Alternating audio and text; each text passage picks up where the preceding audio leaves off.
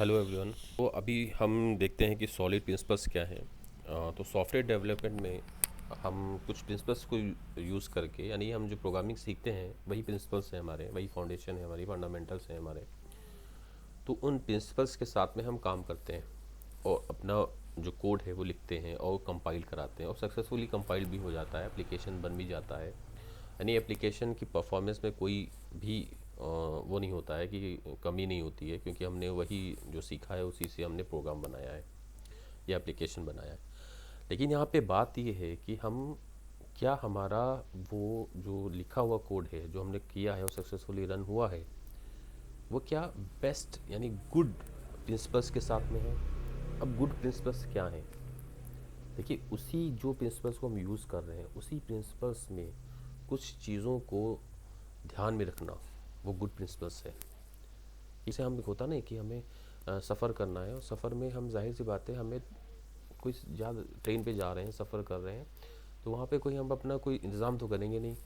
भाई कुछ घंटों का सफ़र है, वहाँ पे जैसे तैसे बैठ गए और फिर उठ करके चले जाना है। वहाँ पे हम कोई अपनी चीज़ें तो ख़रीद करके वहाँ पे, या आराम की चीज़ें ख़रीद करके उस डिब्बे में रखने तो नहीं लगेंगे। ठीक है, तो यानी और फिर लेकिन अगर कोई चीज़ हमें फ्यूचर में मुझे पता चल रहा है कि मुझे उसी ट्रेन में 1 साल गुजारना है, तो ज़ाहिर सी बात है हम फिर अपना इंतज़ाम करेंगे, फिर चीज़ें हम ध्यान में रखते हुए चलेंगे कि हाँ, ये हमें 1 साल हमें इस ट्रेन में गुजारना है, तो हम अपना चीज़ों को कलेक्ट करने लगेंगे कि ये चीज़ भी रिक्वायरमेंट पड़ सकती है आगे चल करके। तो सॉलिड प्रिंसिपल भी यहीं पर है। हमने अपना प्रोग्राम बनाया, एप्लीकेशन बनाया, रन हो गया, लेकिन क्या वो फ्यूचर में हमको उस कोड को फिर ज़रूरत पड़ेगी, फिर हमें उसको एक्सटेंड करना पड़ेगा, फिर स्केल अप करना पड़ेगा, या मेंटेन उसको हमें फ्यूचर में करना पड़ेगा। मतलब एज अ डेवलपर मेरे पास कंपनी के पास कोई ऐप का ऑर्डर आया, और मैंने क्या है कि उसकी कॉस्टिंग बहुत ही सस्ती है कि कम पैसे में उसको मुझे जल्दी कम टाइम में पूरा करके देना है। मैंने ठीक है, मैंने उसकी कोई अपने प्रिंसिपल्स को ध्यान ही नहीं दिया और मैंने उसको बस रन करा कर दे दिया। लेकिन इन फ्यूचर कंपनी के पास में अगर वो वाकई में बढ़िया क्लाइंट है और वो इन फ्यूचर हमेशा कंपनी से जुड़ा रहेगा, कंपनी से हमेशा जुड़ा रहेगा। मान लीजिए जैसे कोई भी हम ले लें, जैसे इंडिगो एयरलाइंस ले लें, तो इंडिगो एयरलाइंस मान लो फ्यूचर में हमेशा कंपनी के साथ, मेरी कंपनी के साथ में जुड़ा रहेगा, तो उसके कोड को हम क्या ऐसे ही कोड कर दें विदाउट एनी कोई ध्यान में रखते हुए कि प्रिंसिपल्स को ध्यान में रखते हुए, गुड प्रिंसिपल्स को ध्यान में रखते हुए? अगर नहीं रखेंगे तो हमें क्या होएगा, फिर हमें प्रॉब्लम्स आएंगी जब उसको मेंटेन करेंगे आगे के लिए। कभी भी उसमें कोई प्रॉब्लम आती, चेंजेस करने हैं, मेंटेन करना है, या उसको उसमें कोई फंक्शनलिटी बढ़ानी है, तो ये हमें प्रॉब्लम करेगा ये चीज़। तो वहाँ पे हमें प्रिंसिपल्स को ध्यान में रखने होते हैं, और अगर हमने ध्यान में नहीं रखते हैं तो क्या होगा, उन प्रिंसिपल्स को हमने ध्यान में नहीं रखा, तो जाहिर सी बात सीनियर्स जो होते हैं वो तो ध्यान ही रखते हैं, है ना। तो सीनियर्स से हम डांट भी खा सकते हैं कि वो कहेगा ये क्या कर रहा हो, इस तरह से नहीं किया जाता है। तो हम अगर पहले से अपने लिए प्रिकॉशंस करते हुए प्रिंसिपल सीख लें एज अ फ्रेशर डेवलपर, तो हमें आगे चल करके इसके लिए बहुत ज़्यादा अपने कोड को चेंजेस नहीं करने पड़ेंगे, मेंटेनेबल होगा। हम उसको फिर हमारा फ्लेक्सिबल है, हम उसमें चाहे बढ़ा भी सकते हैं उस कोड को। तो आइए देखते हैं आगे चल करके ये सॉलिड प्रिंसिपल्स आखिर हैं क्या। तो without solid principles practices you can't become a good developer. यानी अगर अच्छे डेवलपर में हम कैटेगरी में आना चाहते हैं तो हमें इन प्रिंसिपल्स की प्रैक्टिस हमेशा रखनी है अपने कोड में। और जाहिर सी बात है कि जब एक बार हम ध्यान रखेंगे और फिर कोड लिखने में थोड़ा सा तो टाइम बढ़ ही जाएगा, तो उसके बाद में क्या होगा, उसके बाद में वो हमारी एक प्रैक्टिस है, तो हमेशा उसके बगैर हम लिख ही नहीं पाएंगे, ऑटोमेटिकली बात है। जब प्रैक्टिस में है तो उसके बगैर हम भूल ही गए हैं कि लिखना, अब वही हमारी प्रैक्टिस है। तो SOLID principles are the set of design principles. ये डिज़ाइन प्रिंसिपल्स का एक सेट है। जाहिर सी बात है SOLID, इसमें सेट पूरा छुपा हुआ है। In software development aim at making software design more understandable. अब इसके जब इस प्रिंसिपल्स को हमने फॉलो किया है, अगर सॉलिड प्रिंसिपल को हमने फॉलो किया है, तो हमारा कोड अंडरस्टैंडेबल है। अब कोई भी डेवलपर उस कोड को हमारे समझ भी सकता है, फ्लेक्सिबल है, हम फिर मान लीजिए वो प्रोजेक्ट पे मैं डेवलपर था और मैं चला गया दूसरी कंपनी में, तो दूसरा जो डेवलपर आएगा वो करेगा काम। अब वो फ्लेक्सिबल भी है कि वो चाहे तो फंक्शनलिटी उसको बढ़ाने का टास्क दिया गया ईजीली बढ़ा सकता है, चेंजेस उसे नहीं करने हैं ज़्यादा, यानी जो पुराने कोड को छेड़ना नहीं है, यूँ कहिए। फिर वो मेंटेनेबल है और इजीली मेंटेन भी किया जा जाएगा।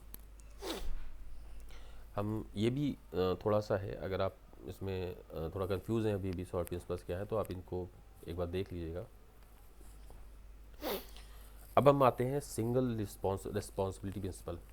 ये पहला जो रूल है सॉलिड का, जो एस है, उसका पहला रूल क्या है, सिंगल रिस्पॉन्सिबिलिटी प्रिंसिपल।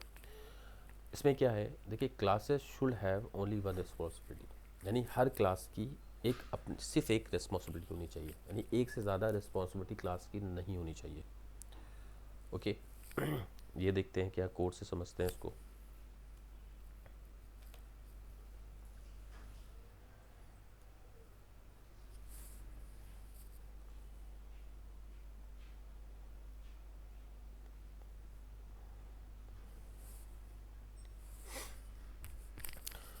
तो हम यहाँ पे डार्ट का यूज़ कर रहे हैं, क्योंकि डार्ट मैं फ्लटर पे काम करता हूँ अक्सर, तो इसलिए डार्ट यूज़ कर रहा हूँ। हालांकि वो एक सिंपल सिंटेक्स है डार्ट का, वो सी स्टाइल सिंटेक्स को फॉलो ही कर रहा है, और क्लासेस ऑब्जेक्ट जैसे नॉर्मल जावा में डिक्लेयर होते हैं वैसे ही यहाँ भी है। बस थोड़ा सा जो एक्सेस मॉडिफायर वगैरह में यूज़ नहीं करूँगा, क्योंकि डार्ट में वो नहीं यूज़ होते हैं। तो इसलिए आप इसको देखिए, बहुत ईजी है। अगर जो आप किसी भी प्लेटफॉर्म से हो, आपने अगर ऑब्जेक्ट ओरिएंटेड लैंग्वेज सीखी है तो आप इसको ईजिली समझ पाएंगे। तो सॉलिड यानी एक क्लास की सिर्फ एक रिस्पॉन्सिबिलिटी होनी चाहिए। तो सबसे पहले ऐसी क्लास हम देखते हैं जो एम्प्लॉय बनाते हैं, लेकिन वो गुड प्रैक्टिस के साथ में नहीं है। जैसे मैंने एक एम्प्लॉय क्लास बनाई, एम्प्लॉय क्लास में मैंने उसमें मेथड्स रख दिए, add new employ, add new employ. Okay, फिर मैंने दूसरा मेथड हमने बनाते हैं कि चेंज नेम करना है। जैसे मान लीजिए एम्प्लॉय का नाम चेंज करना है, चेंज नेम। फिर एक और हम मेथड बनाते हैं इसमें, मान लीजिए कैलकुलेट सैलरी, सैलरी। सो अब क्या हमें देखना है कि ये क्या किसी भी रूल को, ये क्लास मैंने बनाई हो, मैं आपसे पूछूं कि ये क्या सॉलिड के किसी प्रिंसिपल को ब्रेक कर रहा है। ये नॉर्मली एक प्रिंसिपल तो है कि मैंने क्लास बनाई, उसमें 3 मेथड्स बनाए हैं, लेकिन क्या वो सॉलिड के प्रिंसिपल के किसी एक रूल को ब्रेक कर रहा है? तो हाँ, ये पहले ही रूल को ब्रेक कर रहा है, एस वाले रूल को ब्रेक कर रहा है। वो एस क्या है कि हर क्लास की एक सिंगल रिस्पॉन्सिबिलिटी होनी चाहिए। यहाँ पे सिंगल रिस्पॉन्सिबिलिटी नहीं है, एम्प्लॉय क्लास की 3 रिस्पॉन्सिबिलिटी की वो न्यू एम्प्लॉय को ऐड भी कर रहा है, उसका नाम भी चेंज कर रहा है, उसकी सैलरी भी कैलकुलेट करने का काम इसी क्लास पर है। तो ये पहला रूल ब्रेक कर रहा है। अब इसको हमें सुधारना है, कैसे सुधारें? तो इसको इम्प्रूव करने के लिए हम क्या करते हैं, एक एम्प्लॉय क्लास को तो रखेंगे, एम्प्लॉय क्लास, और इसमें हम क्या करते हैं, ऐड न्यू एम्प्लॉय, जो मेरा मेथड है वो इसी में रख देते हैं, इसको हम चेंज नहीं करते हैं। ठीक है, अब इसको थोड़ा सा हटा देते हैं ताकि हमारा कन्फ्यूज़न ना हो। ठीक है, फिर एक वो क्लास हमने रखी है, ठीक है, उसमें सिंगल रिस्पॉन्सिबिलिटी मैंने डाल दी है कि वो सिर्फ न्यू एम्प्लॉय को ऐड करेगा। फिर हम दूसरा एक मैथ क्लास बना रहे हैं, क्लास सैलरी, क्योंकि सैलरी वाला जो पोर्शन था, या हम फिर से इसको सामने कुछ देर के लिए रख लेते हैं कोड को। अब मान लीजिए सैलरी वाला पोर्शन है, तो हम क्या करते हैं, क्लास सैलरी,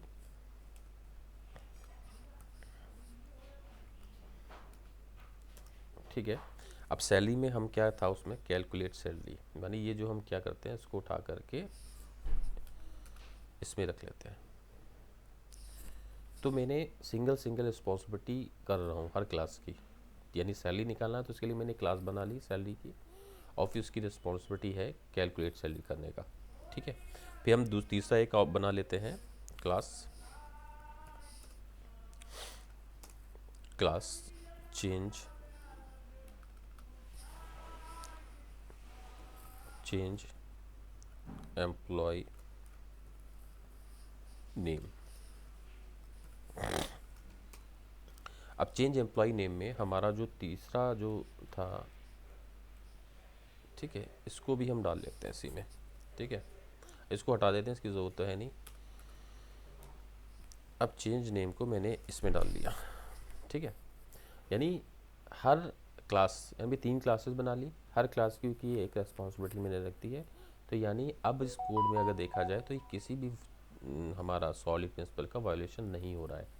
यानी ये पहले, इससे पहले क्या था इसमें, ये फॉलो नहीं कर रहा था किस प्रिंसिपल को, एस प्रिंसिपल को, यानी हर क्लास की एक सिंगल रिस्पॉन्सिबिलिटी को फॉलो नहीं कर रहा था। अभी ये फॉलो कर रहा है, यानी हर क्लास की एक सिंगल रिस्पॉन्सिबिलिटी है इसमें।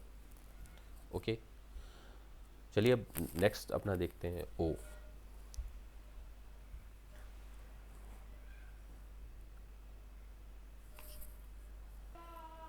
ओ प्रिंसिपल, ओ ओपन और क्लोज प्रिंसिपल, ठीक है। तो सॉफ्टवेयर एंटिटीज़ जो होती हैं, जैसे क्लासेस हैं, वो एंटिटीज़ बोली जाती हैं। सॉफ्ट क्लासेस हैं, मॉड्यूल्स हैं, फंक्शंस हैं, should be open for extension but close for modification. यानी हमने एक बार कोई चीज़ बना दी है, सॉफ्टवेयर बना दिया, क्लास बना दी, मॉड्यूल बना दिया, फंक्शन बना दिया, तो वो एक्सटेंड के लिए तो हो कि लोग उसको इस्तेमाल करें, एक्सटेंड करें, उसको यूज़ करें, लेकिन उसमें मॉडिफिकेशन की ज़रूरत ना पड़े। अगर हमने ऐसा कोई मेथड बनाया है या ऐसा क्लास बनाई है तो मॉडिफिकेशन की ज़रूरत पड़ रही है, तो भी वायलेशन हो रहा है किस चीज़ का, ओ प्रिंसिपल का। तो इसको सब फिर से हम अपने एग्जाम्पल्स के ज़रिए से समझते हैं।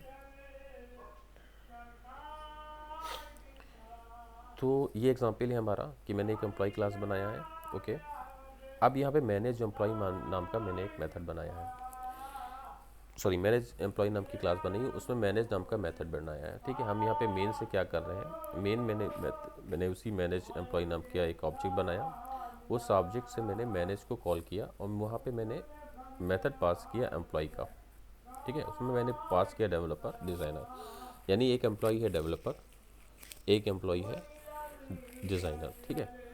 आप देख सकते हैं उसको, यहाँ पे मैंने उसको यूज़ किया है एम्प्लॉय, उसमें मैंने एक स्ट्रिंग रिसीव कर रहा हूँ कंस्ट्रक्टर से और उसमें उसका टाइप आ रहा है। तो जब मैनेज एम्प्लॉय नाम से कि मैनेज को मेथड को मैं कॉल करूँगा, तो जाहिर सी बात है उसमें मैंने एक एम्प्लॉय का ऑब्जेक्ट भी पास कर दिया, उसमें डेवलपर लिख दिया, मैंने टाइप को मैंने डेवलपर डिफाइन कर दिया और डिज़ाइनर डिफाइन कर दिया, दो मैंने पास किए हैं। तो यहाँ पे आउटपुट क्या आएगा, जाहिर सी बात है डेवलपर मैंने पास किया है और टाइप में अगर स्विच केस में देखूँ तो टाइप मैच कर रहा है डेवलपर से, यस कर रहा है। तो यहाँ पे क्या हो जाएगा, एम्प्लॉय इज़ डेवलपर, ये प्रिंट होके आ जाएगा। फिर मैंने सेकेंड 2 बार कॉल किया, मैंने दोबारा पास किया डिज़ाइनर, फिर वो मेथड कॉल होता है और यहाँ पे आता है डिज़ाइनर के पास में। यहाँ पे डिज़ाइनर तो है ही नहीं और मैंने डिफ़ॉल्ट केस लगा के रखा है कि अगर कोई केस फाइंड नहीं होता है तो उसको पियोन के रूप में मानना कि वो चपरासी है, हालांकि फॉइल ये गलत है, वो एक डिज़ाइनर है। तो यानी ये जो मेथड तैयार किया गया है ये ओपन क्लोज प्रिंसिपल को फॉलो नहीं कर रहा है। अब ये मैनेज मेथड यानी फंक्शन ये नीड, ये चाह रहा है कि मैं एक केस और डालूं, वो केस क्या है, वो डिज़ाइनर के लिए है। यानी इसका मतलब ये है कि मैं इस मेथड को चेंज करूं और यहाँ पे मैं डालूं केस एक, वो केस क्या है, डिज़ाइनर। अब मैं डिज़ाइनर इसमें अगर डालता हूँ तो ये तो अच्छी बात नहीं है। ऐसे तो हमेशा एम्प्लॉइज़ नए नए टाइप्स आएंगे, तो मैं नीड इस मेथड को, जैसे मैंने सॉफ्टवेयर में डाल के दे दिया है, मैंने सॉफ्टवेयर में डाल के दे दिया है। अब उनकी टाइप बदलती जाएगी, फ्यूचर में 10 टाइप के और एम्प्लॉय वो कंपनी हायर करेगी, तो वहाँ पे तो आउटपुट गलत आ रहा होगा। तो ऐसे ही मतलब आउटपुट गलत आ रहा होगा, फिर यानी क्या है, फिर से सॉफ्टवेयर डेवलपर को बुलाया जाए, भाई एक इसको आप और सुधारिए, मेरा एक टाइप बढ़ गया, मेरे वहाँ एक कंपनी और एक डिज़ाइनर आ गया।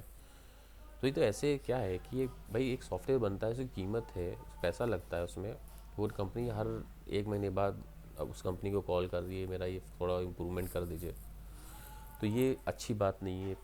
ओ प्रिंसिपल को फॉलो नहीं कर रहा है। अब इस ओ प्रिंसिपल को मैं इम्प्रूव कैसे करूँ, देखिए गौर से देखिएगा, इस ओ प्रिंसिपल को मैं इम्प्रूव, ये कोड मैंने अपने ब्लॉग में लिखा हुआ, वहाँ से ले सकते हैं। अब इस ओ प्रिंसिपल को मैं इम्प्रूव करूँगा, क्या करूँगा, मैं एक इनकी एब्स्ट्रैक्ट क्लासेस अलग बना दूँगा, ठीक है। मैं टाइम बचाने के लिए कर रहा हूँ, मैं खुद भी कर सकता हूँ लेकिन मैं नहीं कर रहा हूँ ताकि टाइम बचे हमारा, ठीक है। तो मैंने देखिए मैनेज एम्प्लॉई नाम का मैंने मेथड, अभी भी क्लास वही है, वही मेथड है। इस फंक्शन में प्रॉब्लम थी, इस फंक्शन की प्रॉब्लम को मैंने दूर करा है। वो कैसे दूर करा है कि यहाँ पे मैंने क्या बनाया है कि मेरे एक एब्स्ट्रैक्ट क्लास बनाई है एम्प्लॉय की। यही बात है, वहाँ हम एम्प्लॉय पास कर रहे थे तो मैंने एब्स्ट्रैक्ट क्लास बनाई और उसमें मैनेज मेथड रख दिया। अब हर जब भी जो कोई टाइप बढ़ेगा, यानी एचआर आया, एचआर क्या टाइप आया, तो जाहिर सी बात है उसने एम्प्लॉय को एक्सटेंड किया है, उसने मेथड जो ओवर मेथड था उसके पेरेंट का, उसको ओवरराइड किया, उसने अपना जो टाइप डिफाइन कर दिया है, अपना मैसेज दे दिया उसने। फिर डेवलपर एक आया तो डेवलपर का भी एक टाइप बढ़ गया और उसमें भी उसने भी एम्प्लॉय को एक्सटेंड कर लिया। तो ऐसे हमारा क्या हो गया है कि फिर एक मैनेजर नाम का एक टाइप भी बढ़ गया, उसने मैनेजर को मैनेज कर लिया हमने। अब मुझे क्या पास क्या करना है, जाहिर सी बात है मैं सिर्फ एक क्लास मैंने बढ़ाई है और मैंने डेवलपर पास किया उसमें। यहाँ से मैं कुछ भी पास करूँ, क्योंकि ये एम्प्लॉई यानी ये पेरेंट है, एम्प्लॉय क्या है, सबका पेरेंट है। तो जाहिर सी बात है हमने ऑब्जेक्ट ओरिएंटेड लैंग्वेज में पढ़ा है कि पेरेंट क्लास चाइल्ड क्लास का रेफरेंस होल्ड कर सकता है। तो हाँ, ये पेरेंट कौन है इसमें, एम्प्लॉय क्लास। यहाँ पे पेरेंट कौन सी क्लास है, एम्प्लॉय क्लास पेरेंट है। तो यानी जो जो इसके एक्सटेंड करेंगे वो सब उसके चाइल्ड हुए। इसीलिए मैंने यहाँ पे क्या होल्ड किया है, यहाँ पे एम्प्लॉय क्लास यानी पास कोड एम्प्लॉय क्लास का मैंने एक वेरिएबल डिक्लेयर किया है, ताकि ये किसी भी अपने किसी भी चाइल्ड का जो इंस्टेंस है होल्ड कर सकता है। ये फ़ायदा है मुझे, मैं इस लाइन को यानी मैंने इस क्लास का मेथड बनाया मैनेज एम्प्लॉय, और उसके ज़रिए से मैंने उसका फंक्शन कॉल किया मैनेज, और मैनेज फंक्शन में ही मुझे पहले प्रॉब्लम हो रही थी। अब यहाँ पे मैं कितनी बार भी लिख सकता हूँ और यहाँ पे कुछ भी कर सकता हूँ, मैनेजर पास कर सकता हूँ, मैं डेवलपर पास कर सकता हूँ, मैं डिज़ाइनर, मैंने मान लो डिज़ाइनर नहीं बना है तो मैं डिज़ाइनर भी पास कर सकता हूँ इसको। ओके, जैसे डिज़ाइनर है या नहीं ये देखते हैं। एचआर है, डेवलपर है, मैनेजर, डिज़ाइनर नहीं है, मैं डिज़ाइनर भी बना देता हूँ इसमें। सिंपल करना क्या है, डिज़ाइनर मैंने लिखना है, एक क्लास मैंने डिज़ाइनर की बना दी, उसको एक्सटेंड करना है एम्प्लॉय क्लास को, और यहाँ पे मैसेज उसका हो जाएगा। अब इस क्लास को अगर मैं रन करता हूँ, ठीक है, इस क्लास को अगर मैं रन करता हूँ तो मेरा आउटपुट आएगा, क्या आएगा, यहाँ पे आउटपुट आएगा डेवलपर, यहाँ पे इसके लिए मैनेजर, यहाँ के लिए डिज़ाइनर। सो पहले ये फॉलो नहीं कर रहा था, पहले ये ओ प्रिंसिपल को वायलेशन कर रहा था। फंक्शन चाह रहा था कि उसको बार बार मॉडिफाई करते रहने के लिए। अभी ये फंक्शन मॉडिफिकेशन नहीं चाह रहा है, ये हमेशा हर एम्प्लॉय के लिए बन चुका है function. Okay,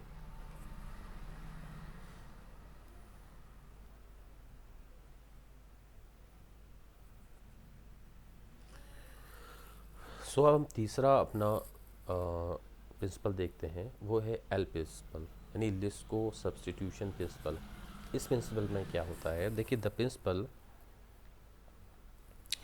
principal defines that objects of a super class shall be replaced with object of its sub classes. यानी ये प्रिंसिपल डिफाइन कर रहा है कि object of a super class, यानी हमारी पेरेंट क्लास का ऑब्जेक्ट है, shall be replaceable with the object of its sub class. यानी हम उसको चाहे चाहे चाइल्ड का ऑब्जेक्ट यूज़ करें, चाहे सुपर का ऑब्जेक्ट यूज़ करें, तो रिप्लेसेबल होना चाहिए, कि ऐसा नहीं हो कोई इनहेरिटेंस कर रहे हैं तो उसमें कोई कोई प्रॉब्लम क्रिएट करे, विदाउट ब्रेकिंग द एप्लीकेशन, यानी एप्लीकेशन ब्रेक भी नहीं होना चाहिए हमारा। ये क्या है, अभी आगे आप जान जाएंगे। That requires the object of your subclasses to behave in the same way. ये इस लाइन को आप थोड़ा सा और करिए, जिसमें क्या रिक्वायरमेंट है कि जो सब क्लासेस का ऑब्जेक्ट है वो ऐसे ही बिहेव करना चाहिए जैसे उसका जो है way as the super class, जैसे सुपर क्लास का ऑब्जेक्ट बिहेव कर रहा हो। समझ रहे हैं आपको, मिसाल के तौर पे हम लोग ह्यूमंस हैं और हमारी क्लासेस ने यानी मैन और वुमेन क्लास ने किसको एक्सटेंड किया है, ह्यूमन क्लास को एक्सटेंड किया है। तो इसमें कोई वायलेशन हो रहा है, कोई वायलेशन नहीं है। अगर ह्यूमन क्लास का ऑब्जेक्ट बनाएंगे तो ह्यूमन क्लास के भी दो आंखें होती हैं, खाता है, पीता है, सोता है। और वुमेन क्लास का भी ऑब्जेक्ट बना देंगे तो वुमेन क्लास का भी ऑब्जेक्ट यही काम कर रहा है, और मेन क्लास का भी ऑब्जेक्ट बनाएंगे तो वो भी यही काम कर रहा है। लेकिन हम क्या किसी और को एक्सटेंड कर सकते हैं? हम क्या एनिमल को एक्सटेंड कर सकते हैं? ये वायलेशन हो जाएगा। लिविंग बीन तो हैं हम लोग, लेकिन वायलेशन किस चीज़ का हो रहा है कि हम अपने पेरेंट की तरह बिहेव नहीं कर रहे हैं। हम ह्यूमंस हैं, हम बिहेव नहीं कर रहे हैं। तो इस हियरार्की में एक अच्छी हियरार्की नहीं तैयारी। तो द लिस्को सब्स्टिट्यूशन प्रिंसिपल हैव्स us model good inheritance hierarchy, यानी अच्छी हियरार्की बननी चाहिए, वो हम बनाएं, हमारे लिए ज़रूरी है हम बनाएं। ठीक है, हम ह्यूमन बींग्स में जाएं। ऐसे क्या लेग बननी चाहिए कि हम चाइल्ड हैं, मैन और एक वुमेन, और हमने एक्सटेंड किया ह्यूमन को, ह्यूमन ने एक्सटेंड किया लिविंग बीन को। ये हियरार्की बिल्कुल सही है कि ह्यूमन लिविंग बीन है।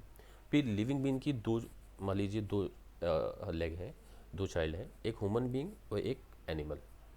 तो एनिमल ह्यूमन की लिविंग बीइंग में आते हैं एनिमल भी और ह्यूमन भी। तो ह्यूमन अभी सही है, लेकिन अगर हम ऐसा कह दें कि हमने एक्सटेंड कर लिया है एनिमल को, तो ये तो टोटली रॉन्ग है ना। तो ये चीज़ है, तो इसको भी हम एग्जाम्पल से देखते हैं।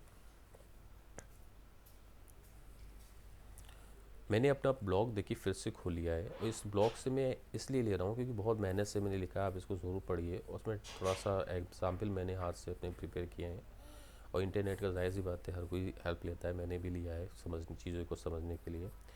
तो क्योंकि मैंने आपको समझाना है, इसलिए मैं इसको प्रेफर कर रहा हूँ कि आप इसको एक्सप्लोर करें मेरे इस ब्लॉग को। ठीक है, अभी क्या है, मैं एक एग्जांपल लेता हूँ यहाँ पे।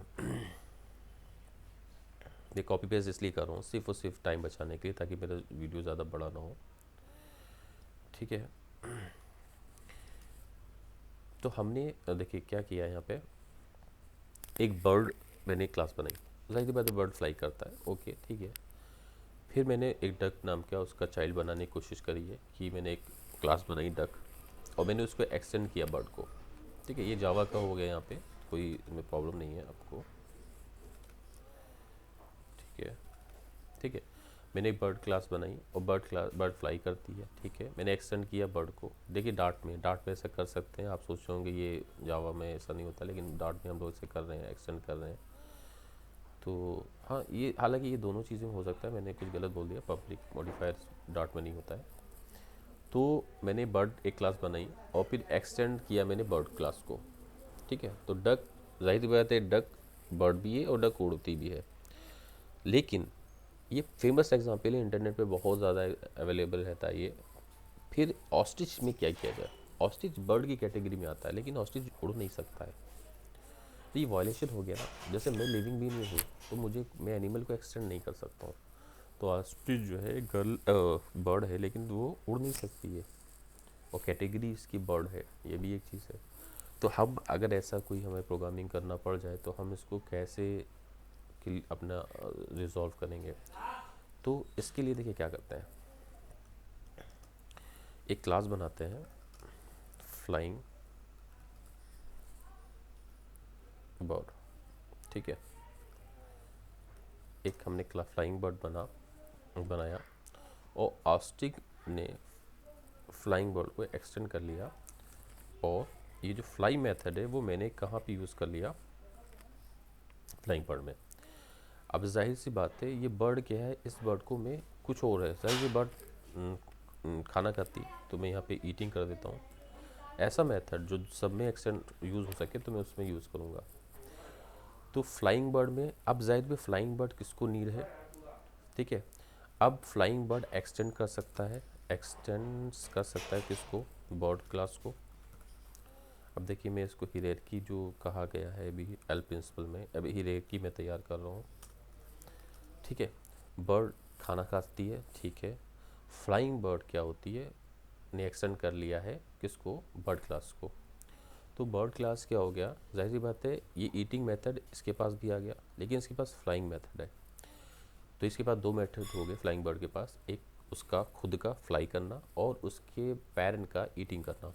लेकिन अभी हम क्या कर रहे हैं, फ्लाइंग बर्ड, क्योंकि ऑस्ट्रिच जुड़ नहीं सकती, ऑस्ट्रिच जो बर्ड क्लास को एक्सटेंड नहीं कर सकती है, तो ऑस्ट्रिच को मैंने क्या यूज़ किया है? ऑस्ट्रिच ने एक्सटेंड किया है फ्लाइंग बर्ड को। ठीक है, तो ऑस्ट्रिच के पास दोनों चीज़ें नहीं, सॉरी, ऑस्ट्रिच फ्लाइंग बर्ड को एक्सटेंड नहीं करेगा, डक फ्लाइंग बर्ड को एक्सटेंड करेगा। ऑस्ट्रिच जो है सिर्फ बर्ड को एक्सटेंड करेगा। ठीक है। तो ऑस्ट्रिच ईटिंग करता है, तो ऑस्ट्रिच के पास एक मेथड आ गया ईटिंग का, क्योंकि ऑस्ट्रिच उड़ नहीं सकता है। तो ये हिरेरकी भी मेंटेन हो रही है, ये इनहेरिटेंस की जो है गुड हिरेरकी है। जाहिर सी बात है ऑस्ट्रिच उड़ नहीं सकता है, लेकिन ऑस्ट्रिच बर्ड है, तो ऑस्ट्रिच वाकई में बर्ड है, तो हमने बर्ड उसको बना दिया। डक बर्ड भी है, और डक उड़ भी सकती है और खा भी सकती है। तो डक हमने क्या किया, डक को फ्लाइंग बर्ड बर्ड डाल दिया, क्योंकि जाहिर सी बात है डक भी एक बर्ड ही तो है, तो क्योंकि उसका ग्रैंड पेरेंट तो बर्ड ही है, तो अभी तो उसका टाइप चेंज ही नहीं हो रहा है, वो उड़ भी सकती है, तो उसने फ्लाइंग बर्ड को एक्सटेंड किया, तो उसको फ्लाई भी मिल गया, और क्योंकि फ्लाइंग बर्ड ने बर्ड को एक्सटेंड किया है, तो उसको ईटिंग भी मिल गया। और यहाँ पे दोनों हमारा, तो यहाँ पे वायलेशन एक चीज़ का हो रहा था एल प्रिंसिपल का, और वो अब नहीं हो रहा है, देखिए। ठीक है, ये मैंने रिजॉल्व कर दिया है एल प्रिंसिपल को। ओके, सो हम अपने चौथे प्रिंसिपल की तरफ आते हैं, आई इंटरफेस सेग्रीगेशन प्रिंसिपल। ठीक है, तो ये प्रिंसिपल क्या कह रहा है, client should not be force to depend upon interfaces that they do not need, यानी कोई भी क्लाइंट ऐसे डिपेंड नहीं होना चाहिए ऐसे इंटरफेस पे, ऐसे मतलब फोर्स उसको नहीं करना चाहिए हमें कि ऐसे मतलब ऐसा इंटरफेस नहीं हो बनाना चाहिए हमें कि जिसकी उसको ज़रूरत ना हो। ठीक है, ये क्या है, अब इसको हम इसको भी एग्जांपल के ज़रिए से समझते हैं।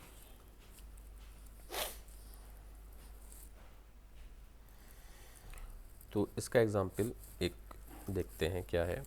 हम एक क्लास बनाते हैं, एब्स्ट्रैक्ट क्लास,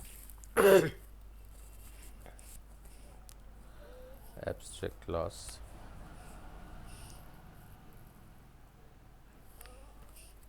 एब्स्ट्रैक्ट क्लास, क्योंकि हम इससे इंटरफेस तैयार कर रहे हैं, इसलिए मैं एब्स्ट्रैक्ट क्लास को डिफाइन कर रहा हूँ, एब्स्ट्रैक्ट क्लास। और यहाँ पे मैं इसमें कुछ टास्क दे रहा हूँ, कुछ एक के साइन इन, कि एम्प्लॉइज़ है ना, वर्कर है, तो वर्कर क्या करेगा, साइन इन करेगा।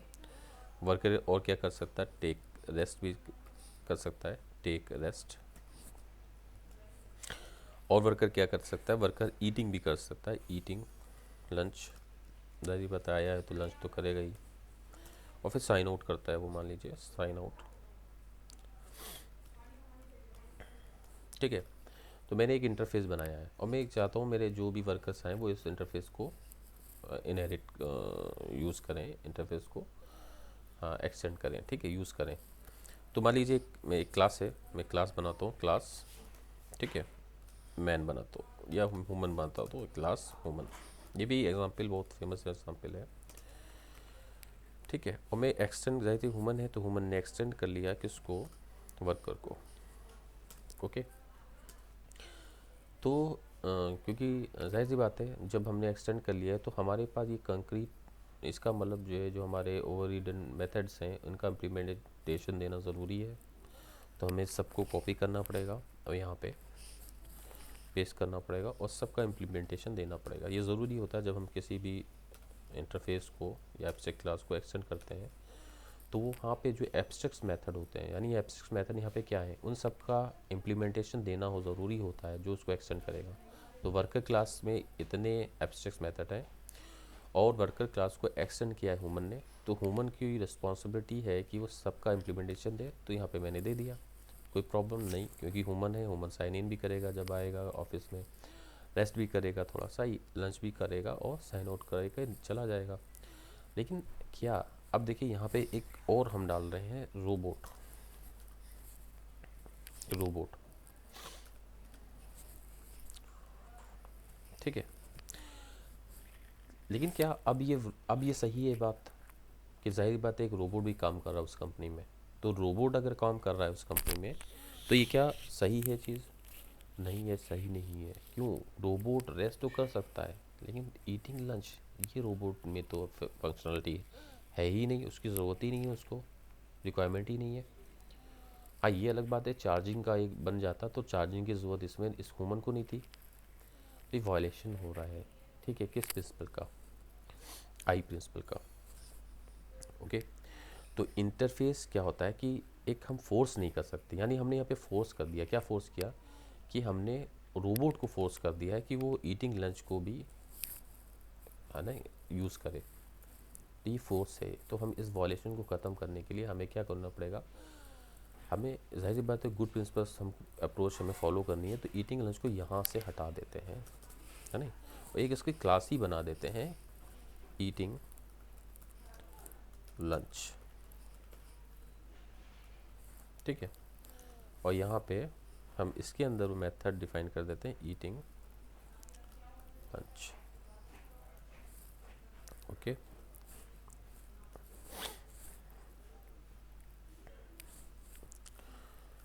और मान लो मैं इसको एब्स्ट्रैक्ट दे देता हूँ कि ये एब्स्ट्रैक्ट मेथड है, तो ऐसे भी कर सकते हैं, एब्स्ट्रैक्ट भी कर सकते हैं, ठीक है। तो ईटिंग लंच हटा दिया, तो जाहिर सी बात है अब वर्कर्स तो ईट करता है, जाहिर सी वर्कर तो खाना खाता है, अब लेकिन वर्कर के पास ये चीज़ है आई नहीं, ये मेथड है ही नहीं उसके पास में। तो यहाँ से तो ये हट ही जाएगा, क्योंकि इम्प्लीमेंटेशन वर्कर में तीन ही चीज़ें हैं, sign in, take rest, sign out.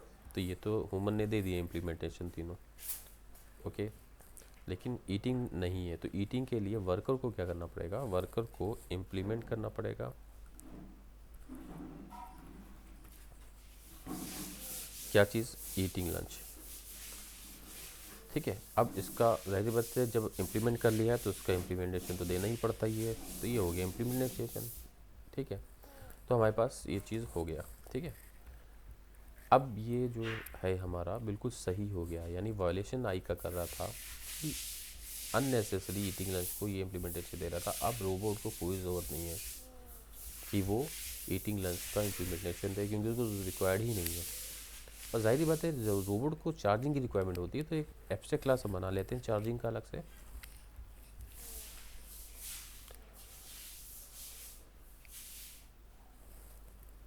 Okay. Charging मैंने बना दिया, ये हो गया चार्ज। अब जाहिर सी बात है हम इम्प्लीमेंट कर सकते हैं, रोबोट इम्प्लीमेंट कर ले, किसको, इम्प्लीमेंट्स चार्ज, ठीक है। यहाँ पे मैंने कैपिटल नहीं यूज़ किया, क्या नहीं यूज़ किया, चार्जिंग, ओके। अब ये ज़ाहिर सी बात है एक एब्स्ट्रैक्ट क्लास है, एब्स्ट्रैक्ट मेथड है, तो चार्ज हमने एक्सटेंड कर लिया है उसको, तो इम्प्लीमेंटेशन तो देना ही पड़ेगा। नो, अब मेरा बिल्कुल प्रोग्राम सही है, रोबोट को चार्जिंग की ज़रूरत थी, मैंने चार्ज अलग कर दिया, ठीक है। तो ये कोड हमारा जो था ये इनहेरिटेंस को फॉलो कर रहा है, ठीक है। तो यहाँ पे आई प्रिंसिपल को फॉलो कर रहा है, पहले आई प्रिंसिपल का वायलेशन कर रहा था, ठीक है। अब हम अपना नेक्स्ट टॉपिक पे आते हैं, वो क्या है, dependency inversion principle, D. The dependency inversion principle is a specific methodology for loosely couple software module. ये एक ऐसा प्रिंसिपल है जो तरीका है हम अपने मॉड्यूल्स को लूजली कपल रखने का, ठीक है। अपने जो फंक्शंस हैं, मेथड हैं, क्लासेस हैं जो हम यूज़ करना चाह रहे हैं, उसको लूजली कपल रखने का। लूजली कपल क्या होता है, ये एक सॉफ्टवेयर इंजीनियरिंग में यह टॉपिक पढ़ाया जाता है बच्चों को। आप इसको थोड़ा सा डिटेल में जा भी सकते हैं, यूट्यूब से या गूगल सर्च कर सकते हैं, लूजली कपल क्या होता है। एक बहुत बढ़िया तरीके से आप उसको समझेंगे। और मैं इन शॉर्ट में समझा सकता हूँ आपको कि हम कोई ऐसी कोई एक क्लास दूसरे क्लास पे डिपेंड नहीं होनी चाहिए, यानी उसको हम अंदर उसका ऑब्जेक्ट उस क्लास के अंदर नहीं बनाएं। अगर हमने उस किसी क्लास के अंदर किसी दूसरे क्लास का ऑब्जेक्ट हम बना देते हैं तो ये टाइटली कपल्ड हो जाता है, ठीक है। तो हम फिर कैसे करेंगे उसको, वो चीज़ अब आगे डिटेल्स में भी देखिए क्या है। High level modules should not depend on low level modules, यानी कोई हाई लेवल मॉड्यूल्स है should not depend on low level module, both should depend on abstraction. अब इन दोनों का जो डिपेंडेंसी कैसे हो, एब्स्ट्रैक्शन के ज़रिए होना चाहिए।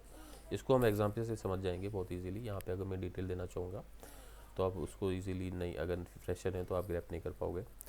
Abstraction should not depend on details, तो एब्स्ट्रैक्शन जो है वो डिपेंड नहीं करना चाहिए डिटेल्स पे, details should depend on abstraction, ठीक है। ये भी एक कॉन्सेप्ट है। अभी फिलहाल मैं प्रैक्टिकल पर जा रहा हूँ, क्योंकि लूजली कपल्ड यहाँ पे फंक्शनलिटी चाहिए जा रही है। अब इसको हम एग्जाम्पल से देखते हैं।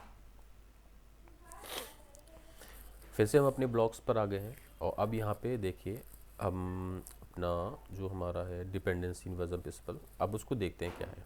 देखिए क्या है, एक हाई लेवल मॉड्यूल है, ठीक है, और लो लेवल मॉड्यूल है, ठीक है। यानी हाई लेवल मॉड्यूल डिपेंड करता है लो लेवल मॉड्यूल, यानी हमने अगर लो लेवल मॉड्यूल को हटा दिया तो हाई लेवल मॉड्यूल भी उस पर मतलब वायलेशन हो रहा है पे, ठीक है। इसका तरीका क्या है कि हम हाई लेवल मॉड्यूल को, ठीक है, हाई लेवल मॉड्यूल क्या करें, डिपेंड करे एब्स्ट्रैक्शन लेयर पर, और लो लेवल मॉड्यूल भी डिपेंड हो एब्स्ट्रैक्शन लेयर पर। इससे फ़ायदा ये क्या है कि हम फिर दोनों को अलग अलग मैनेज कर सकते हैं, यानी इसको लो लेवल मॉड्यूल हमने हटा दिया तो हाई लेवल को कोई से फ़र्क नहीं पड़ता, क्योंकि वो एब्स्ट्रैक्शन पे टिका हुआ है। ये आपको थोड़ा सा हो सकता है प्रेशर हो तो आप नहीं समझ पा रहे हो कि एब्स्ट्रैक्शन की मैं यहाँ पे बात कर रहा हूँ, मैं एक इंटरफेस फॉलो करने की बात हो रही है यहाँ पे, ठीक है। अब एक अनदर एग्जांपल है, ये भी मैंने इंटरनेट से अच्छा मुझे लगा, मैंने आपके लिए यूज़ किया। क्या है कि पेरोल है, जाहिर बात है एम्प्लॉय का पेरोल मैनेज करना है, और फिर एम्प्लॉय है, ठीक है। तो पेरोल के अंदर एम्प्लॉय का ऑब्जेक्ट बनाया हुआ है, यहाँ पे ये है कि पेरोल में ही एम्प्लॉय का ऑब्जेक्ट बनना है, तो ये सही नहीं है ये तरीका। फिर क्या है, पेरोल भी डिपेंड करे एक इंटरफेस जिसका नाम है पेई, और एम्प्लॉय भी डिपेंड करना चाहिए पेई पर, यानी पेरोल क्लास को बिल्कुल अलग हो जाए, ठीक है। डिपेंडेंसी क्यों रिक्वायरमेंट है, आप एग्जाम्पल से बहुत अच्छी तरह समझ जाओगे, थोड़ा सा वेट करिए, ठीक है। अब इसको थोड़ा सा थ्योरी है मेरा, आप इसको समझ लेना, मैं इसको ज़्यादा बोलना नहीं चाहता हूँ क्योंकि ऑलरेडी वीडियो बड़ा होता जा रहा, मेरा कम से कम टाइम में मुझे समझाना का इरादा था। अब लेट्स टेक अनदर एग्जांपल, ठीक है। अब इसको मैं कॉपी कर लेता हूँ, ओके, प्रोग्राम से इसको रन करा लेगा आप, फिर चलिए मैं यहीं पे देख लेता हूँ।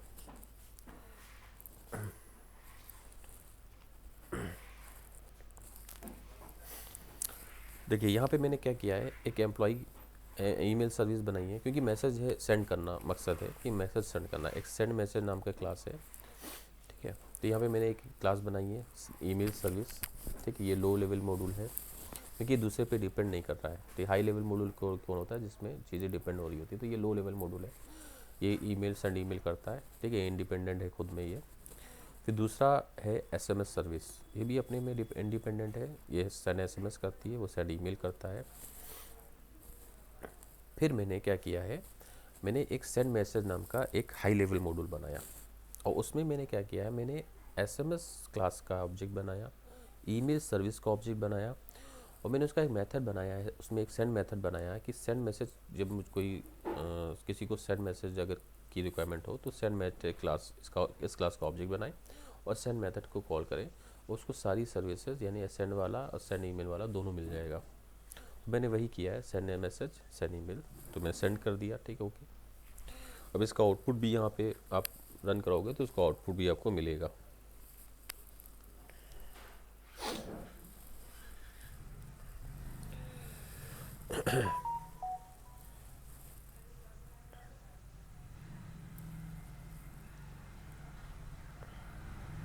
तो देखिए ये आउटपुट आ गया, sending message through SMS, sending message through email, लेकिन ये वायलेशन कर रहा है, ठीक है। किस प्रिंसिपल को वायलेशन कर रहा है, ये डी प्रिंसिपल को वायलेशन कर रहा है। जाहिर सी बात है, ये सेंड मैसेज मॉड्यूल ये डिपेंड है किस पर, इन दोनों मॉड्यूल पर, यानी अगर मैंने इन दोनों में से किसी को भी डिलीट कर दिया तो ये तो सेंड मैसेज तो जाहिर सी बात है कोड ब्रेक कर जाएगा, ये तो ख़राब हो जाएगा मेरा कोड।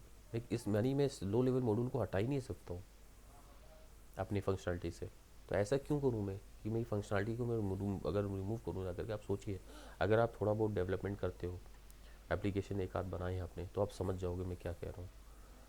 यानी जब आप चेंजेस करते हो प्रोजेक्ट में तो क्या प्रॉब्लम होती है कि मैं जब हर जगह जाके चेंज मानना पड़ता है। ये चीज़ की रिक्वायरमेंट यहाँ पे पूरी की जा रही है कि आप सॉलिड प्रिंसिपल फॉलो कर रहे हैं तो उसका डी प्रिंसिपल भी फॉलो करिए, ओके। तो यहाँ पे मैंने क्या किया है, यहाँ पे अब लूजली कपल्ड रखना, ये टाइटली कपल्ड है, यानी हाई लेवल मॉड्यूल में ये टाइटली कपल्ड है। ये जो हाई लेवल मॉड्यूल है सेंड मैसेज, ये डिपेंड कर गया है किस पे, इन दोनों पर। अब मैं किसी को भी हटा नहीं सकता हूँ, और हम मुझे जाहिर सी बात है, मैंने एप्लीकेशन बनाया, वहाँ पे ईमेल सर्विस थी, मैंने ईमेल सर्विस मना कर दी कि ईमेल वाला ऑप्शन मेरे में से हटा दो। हम कैसे हटाएं, हमारा टाइटली कपल्ड है, हम सेंड मैसेज उसके अंदर मैंने यूज़ किया है इसको, तो मैं उसको जा कर के वहाँ पे से भी इम्प्लीमेंटेशन मुझे हटाने पड़ेंगे। तो ये टाइटली कपल्ड सिस्टम है। अब मुझे इसे लूजली कपल्ड बनाना है, वो कैसे बनाते हैं आइए देखते हैं। तो सबसे पहले तो मैं अपने ब्लॉग पर जाता हूँ, मैं इस ब्लॉग से अपने फाइनल कोड को कॉपी पेस्ट करता हूँ ताकि मेरा टाइम बच जाए और मैं आपको इजीली समझा सकूँ चीज़ों को। ओके, डॉट पैड पे आइए, कॉपी कंट्रोल ए, मैंने पेस्ट कर लिया।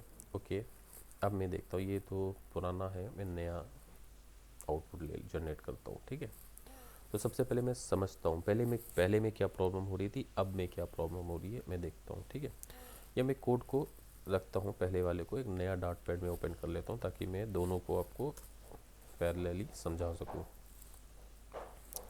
यहाँ नए कोड को मैंने कॉपी कर लिया। ठीक है, तो मैंने क्या किया, मैंने एब्स्ट्रैक्शन, मैंने कहा था ना उसमें थ्योरी में, यहाँ पे मुझे क्या करना पड़ेगा, एब्स्ट्रैक्ट लेयर बीच में डालनी पड़ेगी। ठीक है, ठीक है, both should depend on abstraction, तो मैंने एब्स्ट्रैक्ट लेयर मुझे डालनी पड़ेगी। सो मैं एब्स्ट्रैक्ट लेयर डाल दी, मैंने क्या डाला, एक मैसेज सर्विस मैंने एब्स्ट्रैक्ट लेयर में बढ़ा दी है। मैसेज सर्विस जाहिर सी बात है, ईमेल भी एक मैसेज है और एसएमएस भी एक मैसेज है, और वहाँ पे मैंने एक मेथड कॉमन यूज़ के लिए सेंड मैसेज। अब ईमेल सर्विस ने क्या किया है, मैसेज सर्विस को एक्सटेंड किया है, तो जाहिर सी बात है एब्स्ट्रैक्ट मेथड था, तो एब्स्ट्रैक्ट मेथड को यूज़ करना ईमेल सर्विस के लिए कंपलसरी हो गया, उसने दिया, लेकिन इम्प्लीमेंटेशन में अपना उसने ईमेल लिख दिया है। फिर एसएमएस सर्विस ने एक्सटेंड किया मैसेज सर्विस को, उसने भी सेंड मैसेज यूज़ किया, लेकिन उसने अपना कोड डाल दिया एसएमएस।